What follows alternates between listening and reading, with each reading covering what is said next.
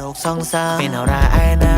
តែខ្ញុំគិតភ្ជាប់ពាក្យឆ្នាំថ្មីពិតជាបានលៀបជ័យក្រមុំខាងកណន័យនាងអើយខិនមកចិនមកកាន់លុយបងបើអូនមកពីសាលាក្រហមមិនយល់ខុសឆ្គងជុំមកថាបេះដូងផងបងក៏ចេះគ្រប់គ្រងជំនាញខាងថែនិងពូកែខាងធ្នងញ៉ាអូនមិនប្រើខ្សែហើយក៏មិនពឹងខ្នងបងតែចិត្តសន្សំបនបងនារីទុនខ្ញុំស្មោះសរដល់ថ្ងៃនេះត្រូវជាថ្ងៃអ្វី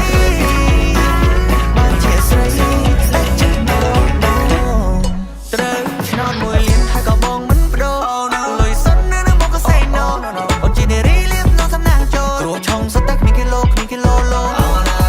ឆ្នាំណាឆ្នាំនេះឆ្នាំណាឆ្នាំក្រោយពេលណាកូនបងនឹងចាំជួបចរចានឹងទេវតាឆ្នាំថ្មីមកបានស្រី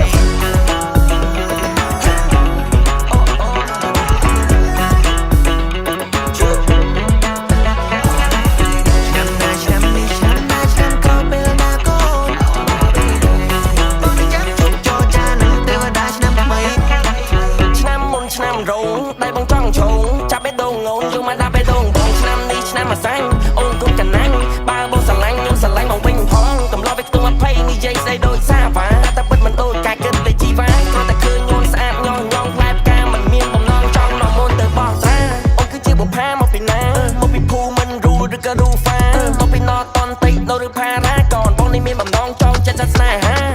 កំឡោះពេញបងទៅរកឯណាស្មោះមួយទូមួយបងមិនចេះតែថា